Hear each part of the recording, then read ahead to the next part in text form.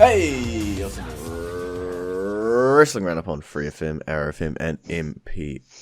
As always, I'm Grady, and live on Skype we got Josh. Hey! We got the results from Elimination Chamber to talk about this week, and a little bit of implications and fallouts from Raw. But let's open up with a match that we didn't expect. It was thrown together last minute because unfortunately Keith Lee couldn't make it to the pay-per-view. So to replace him, there was a match on the pre-show. It was going to be Elias versus Mustafa Ali versus Ricochet versus John Morrison for his spot in the match later on in the night. Morrison's win here was, I think, expected. Although the inclusion of one person kind of killed some of our plans for later on in the night. Yeah, Mustafa Ali being in this match definitely ruined the whole Ali Kingston build that we'd put together on saying, he could come out and attack him during his entrance, you could attack him during the match. There was heaps of things you could do, and it wasn't out of the realms of possibility that he could appear in both the pre-show match and do something like that angle in the chamber match later on in the night, but spoilers, he didn't.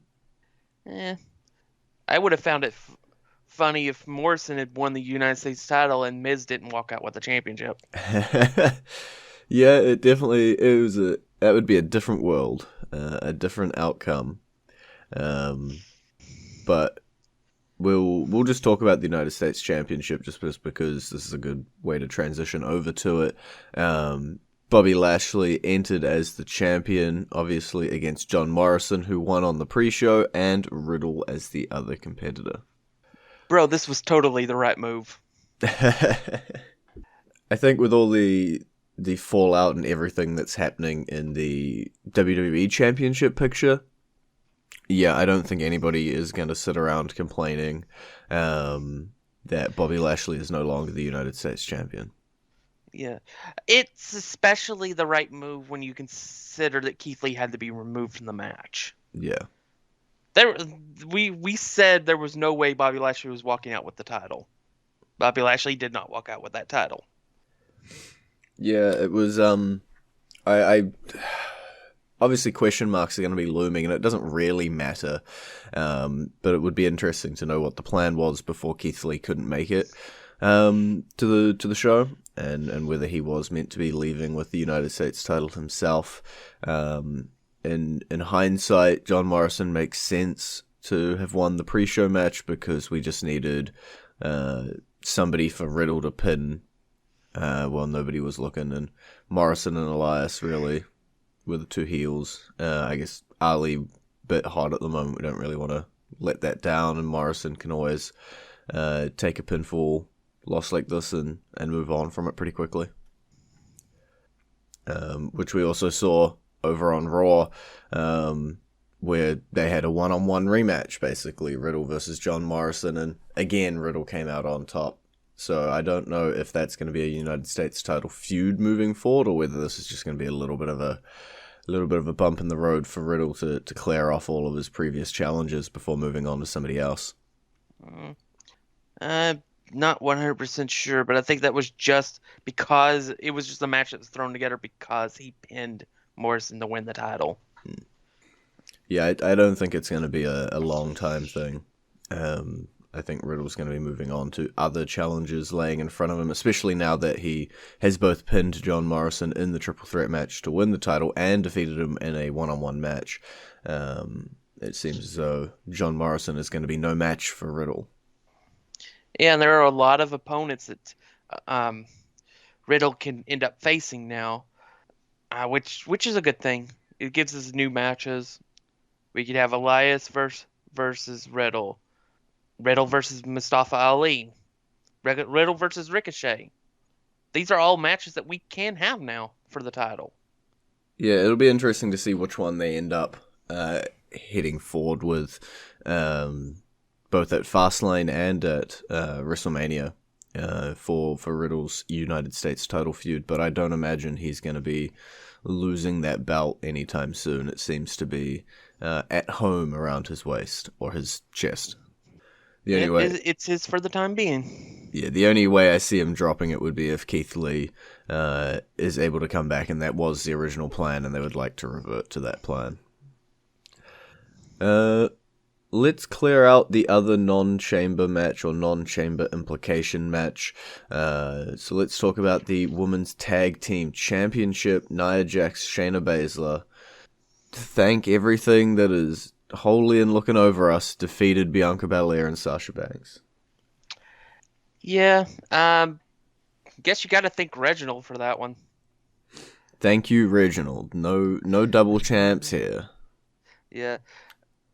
All right, so this was an all right match. It's definitely laid the seeds for Bianca to lay claim to Sasha's title.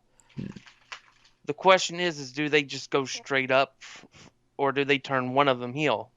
If they're going to turn anyone heel, I want them to turn Sasha heel. Yeah. As I think Bianca has a ton of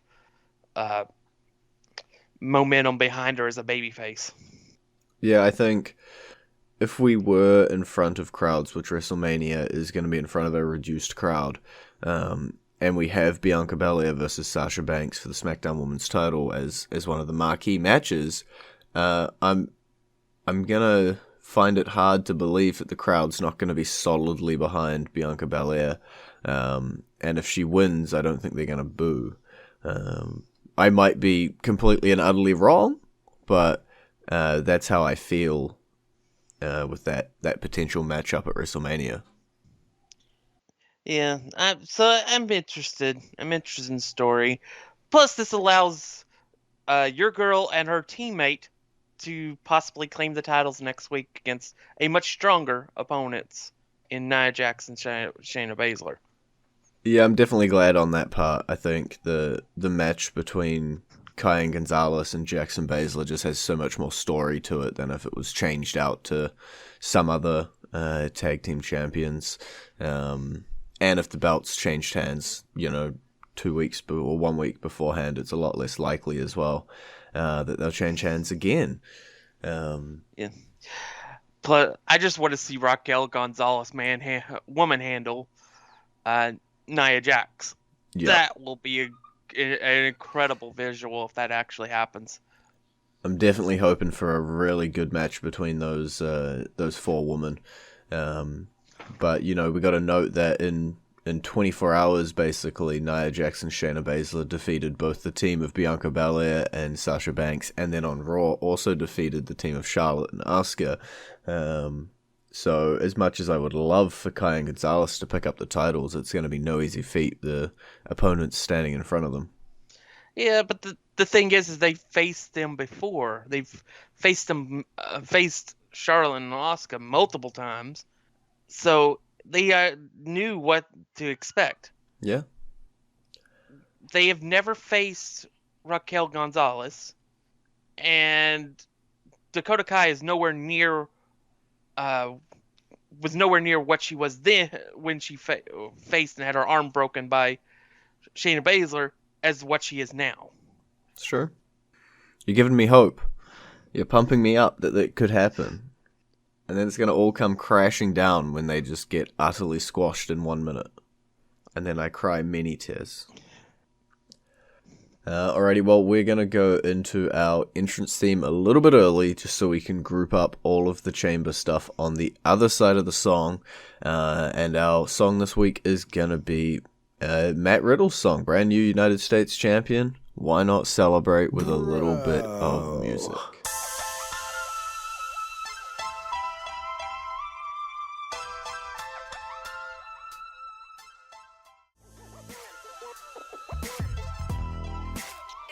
And you're back at Wrestling Roundup on FreeFM, ArrowFM, and NPR. I'm Grady, he's Josh. Which chamber match do you want to talk about? Well, obviously, we got to go with the SmackDown one first because of the implications of the second one. That's fair. I don't know. It's not spoilers, right? They both had matches immediately after. The Universal Championship Elimination Chamber match. It was Cesaro versus Jey Uso versus Kevin Owens versus King Corbin versus Sami Zayn, with Daniel Bryan coming out on top and earning that Universal Championship match immediately after. Yep. This was a really, really, really good Elimination Chamber match. Uh, I felt like Cesaro had his moments. He didn't win, but he lasted 30 minutes, and he had lots of spots. So I can't really complain on that direction. I kind of had a feeling that the way it was going to end was with Uso winning and then being forced to lay down for Roman. But basically, that's essentially what we got with an extremely tired Daniel Bryan. Yeah, it was, a 35-minute, basically, Elimination Chamber match where Daniel Bryan entered as number one and survived the entire 35 minutes through it. And then immediately after, as we'd all predicted, Roman Reigns' music hits and he has to take on the head of the table, the Tribal Chief, defending his title. And that's a tough ask for anybody, not just people who have taken on a chamber match. Yeah, personally, if I was going to use the match to really elevate Cesaro, I would have screwed Cesaro at the end with Roman coming out and costing him the match, and then forcing Jay to lay down for him, so that gives him a reason to have a match at Fastlane. Instead, we're probably going to get a straight up one-on-one between Daniel Bryan and Roman Reigns, which will be an amazing match. And I'm fine with it. Yeah. We now know who Roman Reigns will face at WrestleMania. Yeah, he's pretty much locked in because Edge come on out and makes his Royal Rumble selection. Yep. Kind of exactly what I said, too, is that he speared Roman right after the match. Yeah, it's the easiest way to make your selection, telling people or signing contracts is just way too boring. You just attack people and point at the WrestleMania sign, man. It just works 100% of the time. But yeah, I don't know what Roman Reigns is going to do in terms of Fastlane. As you say, it might be a one-on-one with Daniel Bryan. They might just not have him defend it, knowing that Edge stuff is coming up. They might do some sort of Reigns and Uso versus Bryan and Edge kind of stalling match. We will have to wait and see what they end up doing with Reigns in this lead up on the road to WrestleMania. Alrighty, it is WWE Championship Elimination Chamber time. Alright, we got Drew McIntyre entering as champion, taking on AJ Styles, Jeff Hardy, Kofi Kingston, Randy Orton, and Sheamus, and walking out of the chamber. Well, winning the chamber. It was it was another great match. It wasn't as good as the SmackDown one, but it was still a really good match. It had a couple of interesting spots, like Osmosis ripping down the plexiglass so that AJ could enter the chamber early to try to score a pinfall. Unfortunately, not working out for AJ Styles. No. And Osmosis immediately getting ejected afterwards. Yeah, Omos is really starting to push his luck when he's getting interfering in matches. He's starting to get kicked out a lot more. I think the biggest shock was Randy Orton got eliminated so early in the match. Yeah. He was one of the original two to start it, and about 9 minutes in, he's already out. And putting that into perspective with the SmackDown Elimination Chamber match, we didn't have our first elimination in that match for 18 minutes. But I guess Randy Orton has other things on his mind he might be concentrating on that are not the Elimination Chamber. Yeah, it's like throwing up purple ink.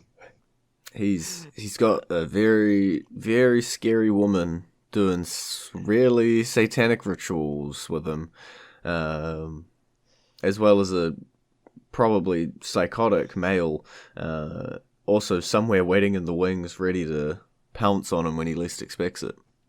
Yeah, so we knew Randy wasn't going to win, But the fact that he was the first eliminated and in 9 minutes, that was the shocker. Mm. And that it had nothing to do with the Fiend or Alexa Bliss. It was just he got his head kicked off by Kofi Kingston. Yeah, that's fair. I think if Kofi Kingston kicked my head off, I'd also be laying down for a 3 count. We had some pretty amazing moments with between Drew and Sheamus once Sheamus entered the match. So that was pretty fun.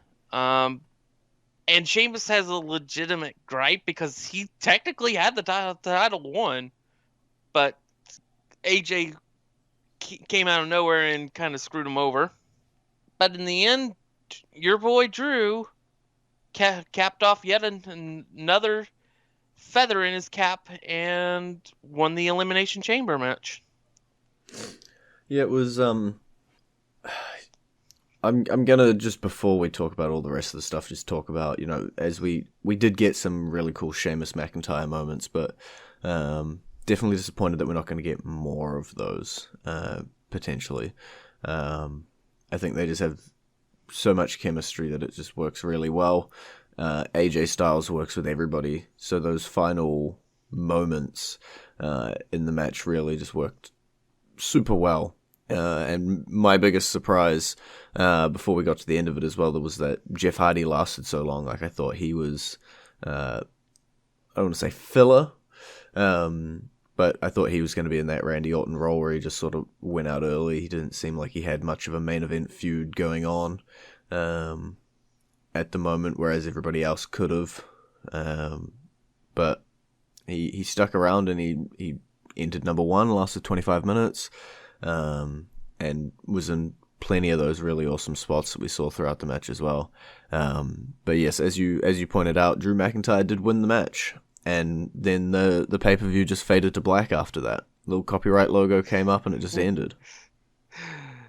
If by faded to black you mean an angry black man from the United States title match came out and demolished Drew McIntyre, yes. No, sorry, my satellite feed just cut off. I didn't see the rest of it. Yeah, Drew got attacked by Bobby Lashley, who paved the road for The Miz to actually use his brain for once and cash in. And now The Miz is the WWE Champion. You say The Miz used his brain to cash in, but I'm pretty sure MVP used his brain to cash in. And basically told him to. So I don't know how much of the Miz's brain was actually activated during that cash in, but it was definitely a opportunistic time for him to do so, because he did walk out with the championship, right? If you win that cash in, it was clearly a good time to cash in. Yeah, it reminded me of when Edge actually cashed in on Cena after the Elimination Chamber match in 2006. That was the absolute best opportunity to cash in, and he pulled it off. So, The Miz is our champion. The one thing that concerned me going on the Raw was when he was doing his celebration, he did not have custom side plates. Mm. It was just the generic WWE ones turned upside down. To be fair, that is Miz ones. But yeah, I definitely get it. It was a little weird, but maybe they just weren't. You'd think they would be expecting Mr. Money in the Bank to cash in at some point. So they probably should have made custom side plates for him. I imagine most of their big players have side plates made up. Yeah, that's what has me concerned, is that Miz isn't going to be champion for long. Well, and if anything we saw on Raw, that maybe he may have a 1 week title reign. 1 week is better than 24 hours. But yeah, as much as we're talking about this being the most opportunistic time to cash in and to win the WWE Championship, and it worked out for him, there is a catch, and that catch is that he did make a deal with the devil. Yeah. As I said, the angry black man. He made a deal with Bobby Lashley and MVP that they would get a title shot if they helped him cash in. They helped him cash in. And now The Miz is going to have to pay the piper for that one. Because next week on Raw, we will have a WWE Championship match between the new champion, The Miz, and Bobby Lashley. And it will only be a singles match because Bobby Lashley cleanly beat Braun Strowman to keep it from being a triple threat. Yeah, there's a couple of things on there as well. Like, we need to, I think, highlight the fact that Bobby Lashley basically controlled Raw from start to finish. Bobby Lashley and MVP, they come out, they control Miz TV, basically just putting an ultimatum down for the Miz of, you better give us that title shot you promised us. They just continued to dominate it throughout the show, whether that's intimidating the Miz, whether that's getting their championship opportunity, whether that's shrugging off Braun Strowman, but whether that's attacking him while he's not looking, or whether that's beating him in the main event of the night. And just Bobby Lashley looked like a monster for 3 hours. Yep. Yeah, it was basically what you love about a good Raw is it had a central storyline that ran through the entire show. It works. The system works. Keep doing it. Yeah. So now the question is does WWE actually pull the trigger and put the title on Lashley next week? Or is there going to be some funky shenanigans that's going to happen that keeps the Miz the champion until Fastlane? Yeah, that's the questions. Because there's so many factors floating around. Obviously, Bobby Lashley has his title match next week. Braun Strowman, despite losing to Bobby Lashley, probably still pretty miffed. He'll be floating around. We got Fastlane coming up in a couple weeks. We got WrestleMania coming up in a couple months, no, a month and a half. We got the fact that Drew McIntyre didn't show up at all on Raw. We got the fact that was because he was selling the injuries from the attack. But he could show up at any point, even next week. He's probably pretty mad at Bobby Lashley, I'd have to imagine. And just because I really want to mention him, Sheamus, man, my boy Sheamus, he could still do something.